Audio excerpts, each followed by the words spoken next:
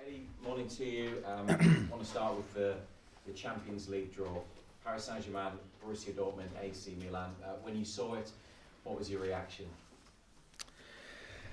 No, I think it took me a few seconds to process it. I think you're looking at it and you're trying to fully understand, because the draw was actually quite complex. I didn't realise it was that complicated to figure out what was going on. And yeah, I think when the dust settles down, I think you look at it and with pure excitement. Really, there's no negativity from any of us internally towards the draw. I think it's hard, it's challenging, but I think some great European games for us to experience, some great places to visit. For our supporters, and the travel distance isn't too bad either, and I think that when you add it all together, I think it's been a great thing. Have you seen or spoken to Sandro Tonali since the draw? He's going to be going back to his old club. Yes, I have, and I think it's a great thing for him, because I just hope that he gets the reception that he deserves, and for what he did for the football club and how much he loves AC Milan. I think it'd be a great thing for him. I'm sure he's looking forward to the game. We didn't really go into too much detail, but I think he was pleased to experience going back home. You've acknowledged the scale of the challenge, playing some of the giants of European football, but how much of an opportunity is it for you to showcase what you can do at that level, at the very top of club football? Yeah, I think the mentality for us, I think it doesn't matter who we play, there has to be a sort of an attitude of no fear, no doubts. Let's embrace everything that's going to bring, and it will challenge us hugely. Those teams have played in Europe for many years, and they've excelled. So yeah, no doubts about the size of the challenge, but yeah, bring it on. That has to be how we feel, and that's what I encourage my players to think, and I think it's exciting. And just going back to what you said about the travel times and the distances involved in the 3 away matches, you can get to all those places flying from Newcastle in certainly less than 3 hours in all cases. So why is that important for you in terms of your preparation and also getting back for the Premier League games at the weekends? Well, firstly, I think it's a great thing for our supporters that they're not travelling too far as well. But for us, I think it's, of course, you're thinking of the next game, you're thinking back to the Premier League. We're not adjusting to different time zones. We're not travelling for too long. These things matter. The gap between matches is small, and we need to get the players recovered. So that is definitely a bonus. Moving on, how is Sven Botman following his injury against Liverpool? Yeah, Sven's he's had a scan. The ankle, the scan doesn't appear too good. So there is definitely an injury there. But actually it presents okay. It's not presenting too bad. It's very bruised, a little bit swollen. So he's been very lightly jogging this week. We're going to see how he is today and make a decision for this weekend. So there is a chance that he could make the squad for Brighton? There's a small chance, yes. We're going to see how he is today. Are you likely, whether it's in response to the situation with Sven Botman or other factors, to be active in the transfer market today in terms of incomings? No, unfortunately. You mentioned Joe Linton had a knee issue as well last weekend. Is he available for you at Brighton? Again, another player that we're going to make a late decision on. So he hasn't trained this week, very similar to Sven. He's done some light jogging. He feels better with each day. We'll make a late call. Just a couple more from me on the football. It was an agonising way to lose last weekend. What sort of week have you had as you try to process it and also look forwards to Brighton and prepare for another big one on Saturday? Yeah, I think it was painful. There's no denying that for me, for the team, for everybody connected with Newcastle. That was a sort of bittersweet game, really, because I thought we played really well for definitely the majority of the first half. Really, the second half was tough, although there was good bits in it. And I think the usual process for me, I have to watch the game very quickly. I have to try and find the things that I'm looking for, and then you always, in football, you have to move on very quickly because the games come thick and fast. And if you dwell in any result for too long, it can never be a good thing, whether that's a win or a loss. So move on and look to the future. And Brighton was so impressive last season, a clear style of play and seemingly very difficult for a lot of teams to play against. What are you expecting from them this weekend?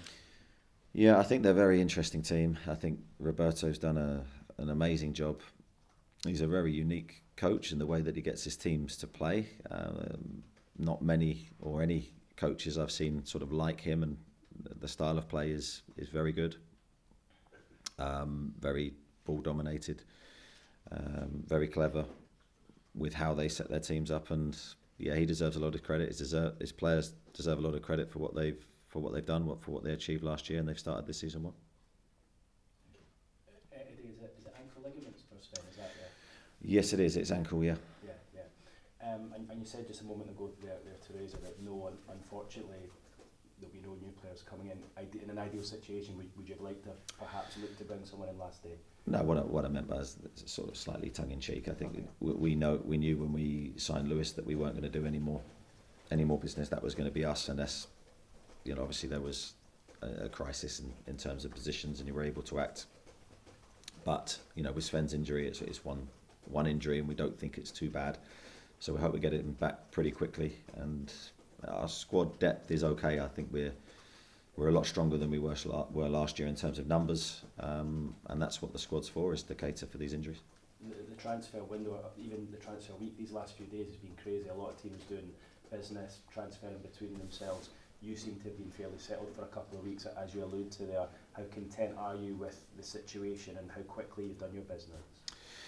Yeah, I think the transfer window's been very slow initially. I think during the summer months there wasn't a lot of action. I think it's definitely quickened up as we've gone closer to the deadline. Seems like a lot of late action, as you say, a lot of clubs then willing to trade. I think for us it's just been the kind of window where we were able to get the targets in that we wanted, and we've been quite settled, and there'll be no late moves for us. So I think I've said previous weeks, you can only tell the strength of a window in time, but as I sit here now, I'm pleased. You spoke about the Champions League draw. When you were watching it last night, and trying not to get confused like the rest of us. I'm glad it wasn't only me, Keith. Yeah, I know. Were you? Did you honestly want the biggest teams possible, the hardest draws, or would you prefer a more favourable draw? Because on paper that was probably as hard as you could have got. Yeah, I tend not to want anything. My attitude to these things, we'll get who we get, and there's no preconceived idea in my mind of what I'm looking for. So very relaxed. It was the same for the Carabao Cup draw, although that one was, we couldn't have got a harder draw really. But I'm very relaxed about it. That's who we have, and that's who we've got to try and beat. And let's try and figure out how we're going to do it. I'll get on to the Carabao Cup draw in a minute, but sorry, I've stolen your thunder. Yeah, no, it's fine. But when you saw the teams pulled out yesterday, and you realise who you're going to be up against, did it almost kind of bring home the magnitude of what you achieved as a team next season? And for the player, the supporters, they would have been so excited seeing that yesterday. For the players as well, thinking they're going to be up against some of these world stars, the likes of Mbappe at PSG. Did it kind of bring it home to you what you achieved? Yeah, I think it brings it home that there's a lot of talk about the Champions League, but it sort of wasn't not real, but we didn't know who we were playing, we didn't know what group we're in, and so there's a lot of unknowns. Now there's we have a target in mind, we have the games in mind, and that starts to then bring you to visualise it really, and I think that can only be a healthy thing. But for us, and I'm going to sort of dampen it down, but the Premier League is huge for us, and we still have games before the Champions League starts. So the Champions League really only come into my focus when it's our next game. For me now, it's all about Brighton, and then of course Brentford. Yeah, it's been some weekend of cup draws, as you alluded to there. What did you make of what came out after the EFL Cup draw, when it appeared that Newcastle and Norwich were on the wrong balls, and you would have perhaps faced Fulham rather than Man City? I'm not sure what to think really. Just laugh about it. There's not a lot you can do. Couldn't make it up really, could we? It's just, yeah. One of those weeks. One of those weeks that, and one of those seasons for us. The start of the fixture list was very, very difficult in the Premier League, and we're being tested, and we're playing the top teams. But I always think that makes you better anyway. Playing against the elite teams brings your own game on. So hopefully it's a good thing for us at the start of this season. Just last one from me, sort of on a more serious note. Video emerged last Sunday of Jamal Lascelles, what looked like him to be involved in an incident in town a week or so ago. As a manager, what have you made of that, and what will the club be doing? Well, firstly, the club will be dealing with everything internally. I think a couple of things really. The first thought was Jamal's safety, the safety of his family, was absolute paramount. We believe that he was sort of an innocent in the starting of what happened, and he was acting as peacemaker for what happened. I think that the other thing to say on that is that we would prefer, obviously, our players aren't out in the city centre in the early hours. I think that's natural from my side. But as I say, going back to the first point, is the safety of Jamal was paramount. He's okay, and I think his brother's okay. Morning, Eddie. I won't dwell on the Liverpool game because I know you won't want to either. It's all right. But you mentioned watching it back. What was it like watching it back on a human level? You mentioned how painful it was to watch it in real time, but watching it back can't have been easy. No, I think from my side, I'm always looking at it through the eyes of my team and what we need to do better in that moment. And it's very easy afterwards to come up with loads of solutions. It's in the moment. I think probably the biggest lesson for us was that we maybe we were too safe at 1-0 and wanted to keep the ball in front of Liverpool, and that was never going to be the answer, because then with 10 minutes to go, if it's still 1-0, the game's very, very open. So for us, of course, the determination was to try and make it 2 and to keep attacking in the way that we were 11v11. But you're dealing with humans and human psychology, and that's very easy to say but very difficult to deliver. Hence why I made the subs, really. I made the subs in a determination to try and win the game, to try and be more positive. I was a little bit concerned with our play in that second half. But I think it's all learnings for us. It's all early season stuff to improve. I think that the positive to take out of the game is how competitive we were 11v11. I thought we were excellent. And another sign of how far we've come, and the crowd are in the game, the crowd are excellent for us. It was a really good feeling around the stadium, and you sort of struggle to remember that when you leave the ground with the feeling that you do, but I think we have to. Keith alluded to it there, but Man City in the Carabao Cup, then PSG, Dortmund, Milan in the Champions League, all within the space of 48 hours of each other. Are these the sort of fixtures that Newcastle United as a club is made for? And how many ladders have you walked under recently? Well, yeah, I don't look at it like that. I don't think you can. You always have to find the positive in every situation. Very much like that, while being very firmly realistic, which I feel I am. The cup draws you can't control, and if they are difficult on paper, then the reality is they're likely to be difficult in reality. But we have to respond in kind, and we have to improve, and we have to be competitive, and we have to find ways to win. That's the job we're in. I fully believe that we can do that. I've got no doubts if we're at our best. And that is the challenge for us, to find our very best levels, because we're going to need to. I know your focus will be on the Premier League imminently, of course, but I know Dan said that he'll be singing the Champions League anthem in his head. Bruno said he'll probably be crying when he hears that anthem at St James's Park for the first time. What do you think you'll be like when you hear that anthem ring out at St James's Park? Genuinely, I probably won't hear it, because you've got to believe me, I'm thinking so many things at the same time. You're having to process so much information and then trying to use that to help your team. So in that moment before the game, I'm not listening to the Champions League music, believe me, and sort of enjoying the tune. I'm trying to help my team. Away from football slightly, there's been a lot of talk via the documentary about this prospective Adidas deal. The supporters are buzzing about it, the town's buzzing about it. I think there's been a fair amount of advertising being done in the last 24 hours.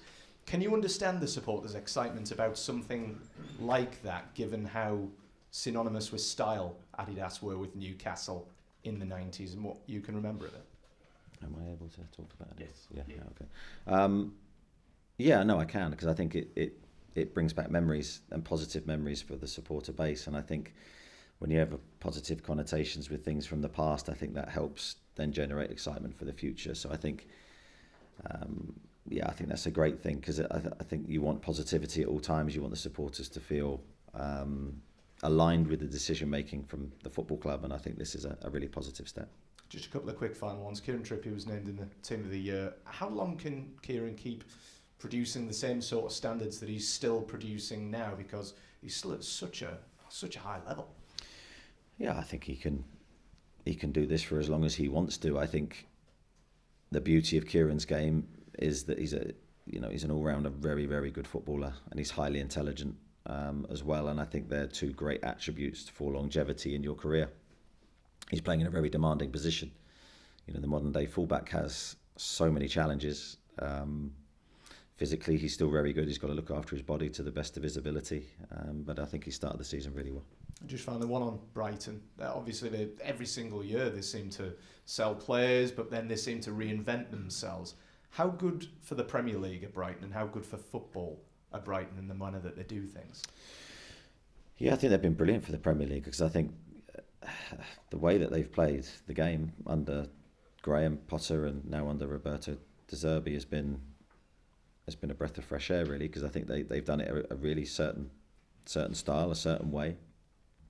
Very, very good football team, really good to watch, very attack-minded, and they've surprised people. But I think that surprise is hard to maintain. I've been there at a similar-sized club to try and keep doing that year on year, and that's where they deserve the credit for the consistency that they've been able to produce. And as you say, while still selling players, which again is very difficult to do and continue to be successful, so they deserve a lot of credit. Thanks, Anthony.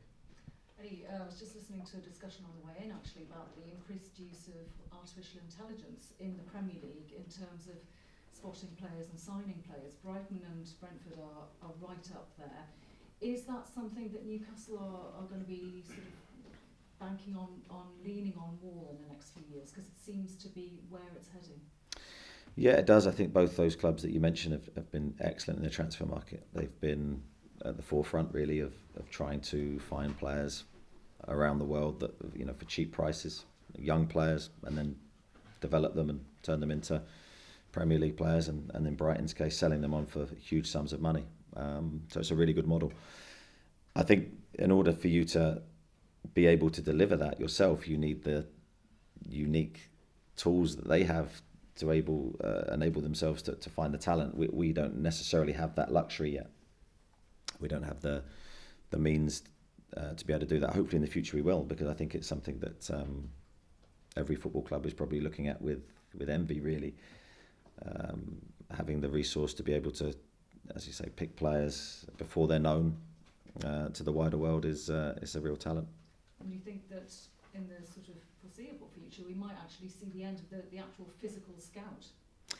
I don't think so. I still think you need an opinion from the manager, the coaches, the recruitment team. I do think that's still a vital part of recruitment, because statistics and that model of recruiting tells you one part, but I do believe there's another part that still needs to be judged. So I hope I never lose touch of signing players, because I think ultimately my eyes are so important, because I'm going to have to build the relationship with the player. I'm going to have to love the player, develop the player, and I think I would still definitely need that that side of it. Yeah, the human Absolutely. Just in terms of the Champions League draw, were you all together with the players, or were you by yourself, or how did it happen? Yeah, I was at the training ground and watched the draw with my staff. And what was their sort of, I know you like to kind of keep a lid on everything, what was their kind of response to the draw? There was a bit of silence for about an hour. No, there's a bit of silence for about 10 seconds, and that was good. Enjoyed it. And have you seen the players to get their response to it yet? Or, I mean, apart from Tonali, who you mentioned before? Well, I've seen them this morning, so I'm sure there'll be discussions about it. But I think the main thing for us is that we're focused very much on Brighton. The Champions League now is done, the draw's done, but we're minds fully focused on the Premier League. Thanks, Donald. Simon at the back. And the game against Brighton towards the end of last season at St James's Park was an excellent game. It was also fascinating tactically. Are you looking forward to going again in that side of it against Roberto? Yeah, I think every game now is fascinating tactically for me, because in my opinion the Premier League has the best coaches in the world, and I think every week you're tested, and your team's tested, and how you deliver what you're trying to deliver, and they're trying to hurt you, you're trying to hurt them, and you've got to find solutions both ways. Enjoyed going against Roberto last year, enjoyed playing against them pre-season as well. Very, very fascinating team to play against, because as I say, there's no one else quite like them, I don't think, in world football. So it'll be an intriguing battle. You're coming off Liverpool, you're coming off a trip to Manchester City, you're coming off Aston Villa, you've got the League Cup draw, you've got the Champions League draw. These are all higher mountains you're being asked to scale all the time. Firstly, how exhausting is it to always have to climb higher? But secondly, is it one of the great privileges of the job to be asked to do that? Yeah, I mean, if you're talking about climbing mountains, I think that's what we have to do on a regular basis. You have to be motivated to improve, to grow. And it's only by going against the toughest, the best, that I do think you grow the quickest. So I think that's how we're looking at these challenges that await us. But of course, we want to climb them successfully, and that's the biggest challenge. Any questions from the floor? David? Just going back to Champions League, given where you started in your managerial career, what will it mean to you personally to send your team out against three of Europe's biggest names? Yeah, I think it will be, for me, it will be maybe something at the end of my career when I look back and think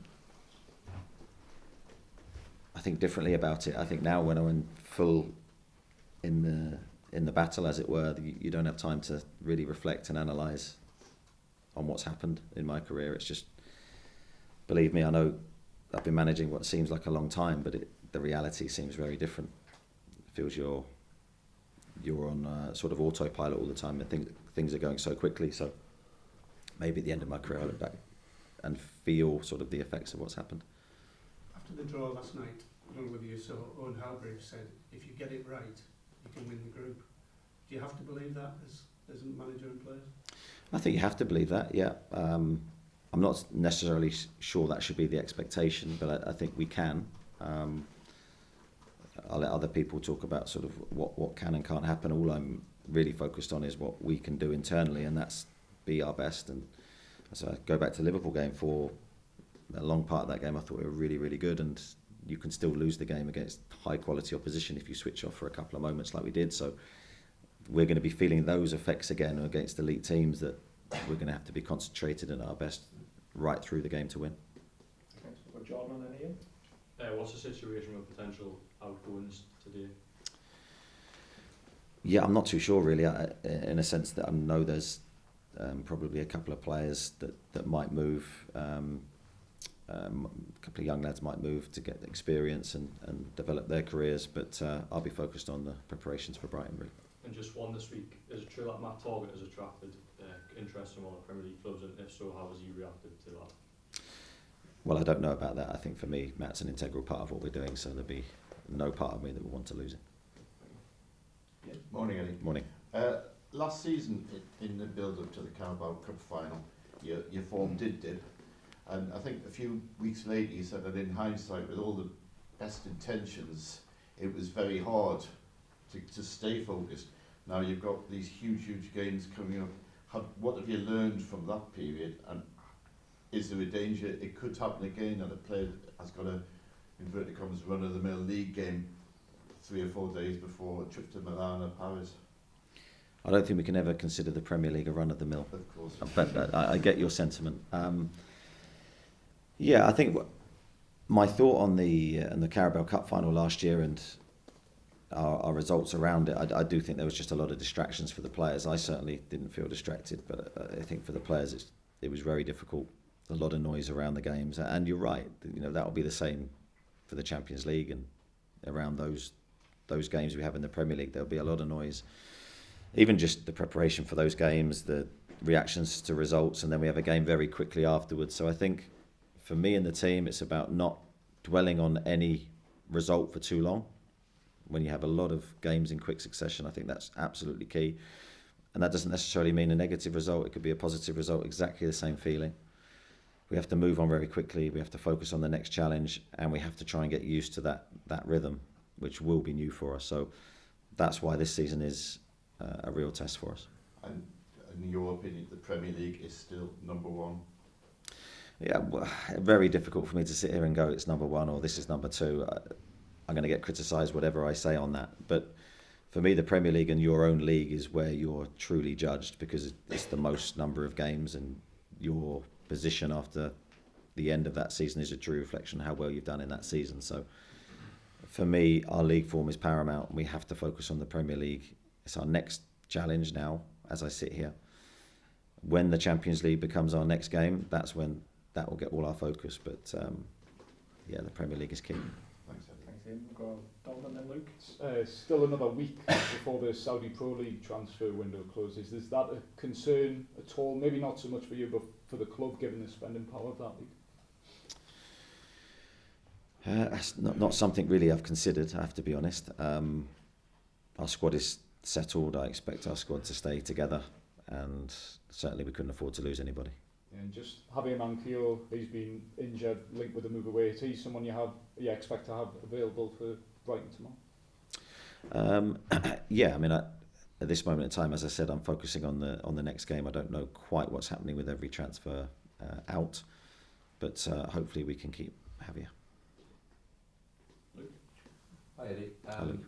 How long did it take you from, you said, alluded to there was initially a bit of, wow, that's the teams we've got in the Champions League. How quickly did your brain shift to, we're not here for this enjoyment, we're not here for that? It's not an adventure for you, is it? It's business. Yeah, probably about, as I said, 10 seconds to process it, and then to go, right, okay, that's what we've got. Let's make the best of this group of games that we have. There's loads of different ways you can look at a draw like that. You can look at it negatively, you can look at it positively, you can look at it romantically. Certainly the romance for me is not there, because we're here to do a job and we're here to try and represent the club in the best way and make our supporters proud. You only can do that with a really good work ethic and thorough preparation, so that will have already started. And how do you assess your start to the season so far? 3 really tough games, but 2 defeats. You only suffered 5 defeats all last season. It's been 2 in August. How do you assess that, and where do you feel you are as a team at the moment? Mixed really. I think on one hand, some really good bits in our performances. You look at, again, crude stats, which we do, XG, we're really good in both phases, in and out of possession. But we've got 3 points out of 3 games, and for us, we're a little bit frustrated because we feel we should have had more points from the 3 games that we've had. Maybe not so much Manchester City, but certainly Liverpool and Aston Villa. Obviously 5 defeats against 2 doesn't look particularly good at this stage, but we drew a lot of games last year, and I think that may help us as the season goes on, that we can maybe turn more of those draws that we got last year into wins. And I still think we have to be very positive. There's still so much of the season to go and a lot to happen. We'll go Jason and then Oscar. Hi Eddie, just given the incident with Jamal, do you think the city centre has to become a bit of a no-go zone for your players, really? Unfortunately, probably yes. In this day and age, I think with the amount of games we have this year anyway, I'm not sure that that's where we should be as a group of players, staff, in the early hours, just purely with the games and the profile of the players now and what we have this season. So probably you're right. I'd probably say no. That's rather sad, isn't it? But it's just a reflection of modern society. Isn't it? Well, possibly. I think it'd be nice, in theory, for us to be able to be in the city centre with our people, really. But the reality is, it's probably not the best place for us to exist late at night. Thanks. Oscar. Eddie, have you ever been to the PSG, AC Milan or Borussia Dortmund stadium? Yeah, I've been to all 3 actually. Yeah. So on scouting missions over the years, and yeah, they're amazing stadiums, and it'd be an absolute privilege to, well, not for me to perform there, but for the players to perform there and me to manage. A lot of people will already be writing you off, but don't those 3 clubs have as much to fear facing your side? Well, I think we're a tough opponent to face, home or away. I think if I was preparing to play, my team, it would be totally different to obviously me being leading the team. And I think, you're right. I think we have weapons, we can pose teams problems. So there's always another way to look at it, and that's what I was trying to say earlier to some of the questions. Is there's no negativity from our side. There's only positivity, because we know that when we're right, we can be a match for anybody. We've got Lee and Martin. Eddie, on Sunday was a stage of the game where a point would have been a good result, and is there anything you can do to lock that down in games? Or are you always looking to go for the big 3? Yeah, no, I understand the question. I think probably when they scored the first goal, a point might not have been a bad result. in that moment. But I think credit to our players, because I think when they equalised, we were very much, the group of players were thinking about winning the game, which you have to praise that mindset.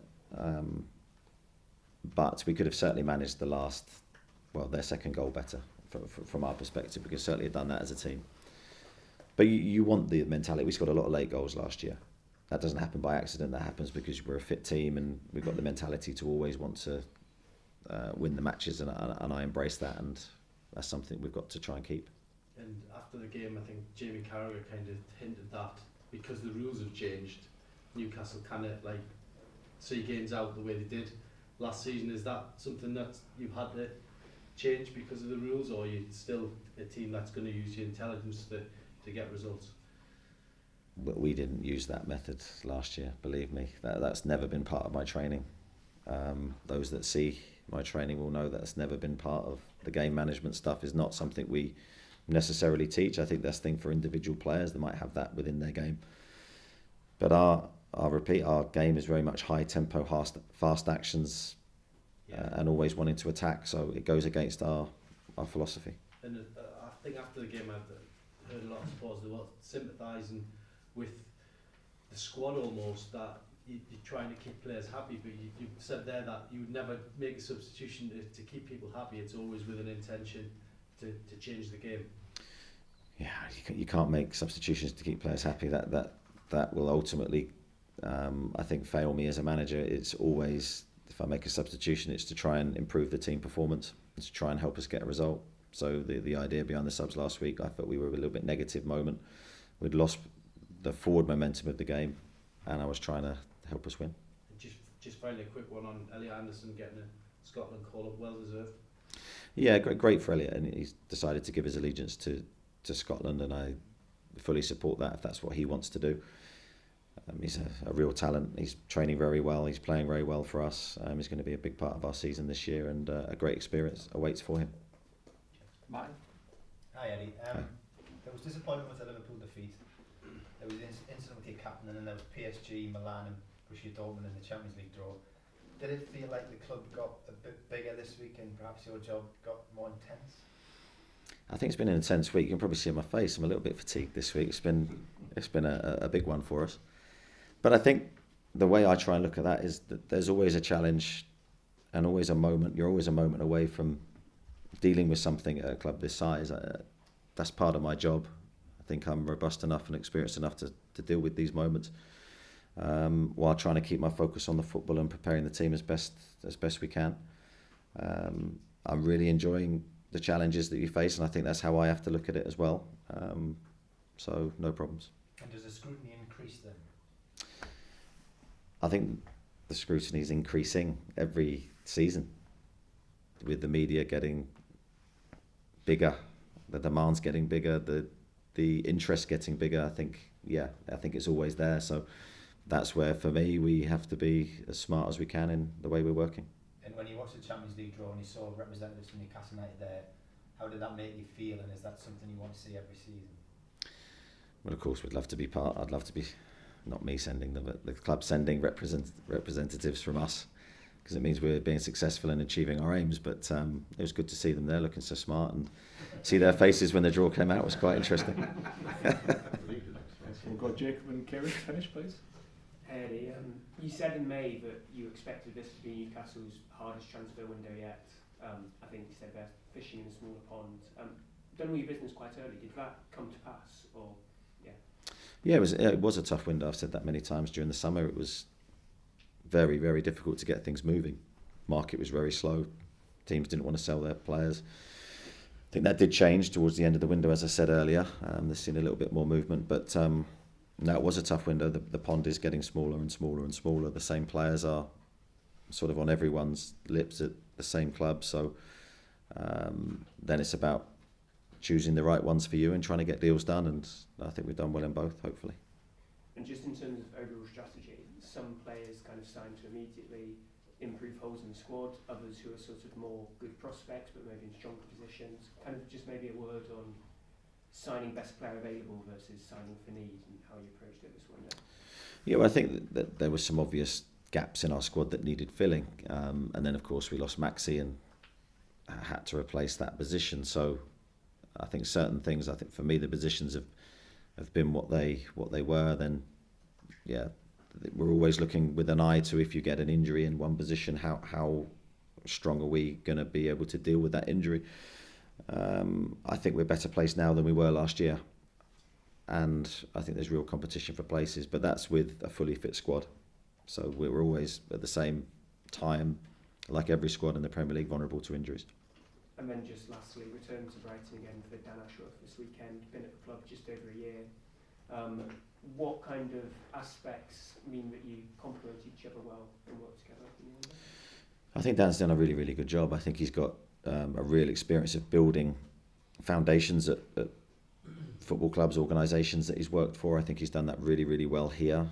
Obviously comes in to a football club that's growing, and then you need to make good decisions on how you fill certain vacancies. I think he's been excellent. We've built a solid relationship over a period of time where we, Dan's all over every aspect of the football club, recruitment, as I say, academy, women's team. So he's got a vast job to do, but he's done it very, very well, and I think he's been a vital cog in our success. And Kieran, to finish it off. Eddie, what will this club and this team bring to the Champions League? Well, I think you can't talk about Newcastle without talking about the supporters. I think they will bring a uniqueness themselves, the passion, the support, the loyalty, the energy. They will bring the competition. I think there will be an unbelievable addition for the Champions League, and wherever they travel, we will travel in numbers and with huge support. And I think it'd be really interesting to see how Europe react to that. And of course, you think of former years and how well Newcastle's performed in European competition and what energy that brought the city. So hopefully we can see the same again, and we can embrace the competition and do it proud. I know a lot of the talk will be, are you ready to face teams like PSG? But do you think these kind of teams have faced a team like yours as well, with the intensity you play in? Well, I think St James's Park is a unique thing, and it comes back to the supporters, and I think that has to be our biggest strength. That has to be the thing that we rely on the most. So the support, the energy in the stadium, and the feeling that those nights will hopefully bring us some lasting memories we can take from the competition. Finally, has work already started on January and the summer window, even though we're still in a current window? Not for me. I've not gone there yet. Give me some time to end this one first, but no. But I'm sure behind the scenes, yes.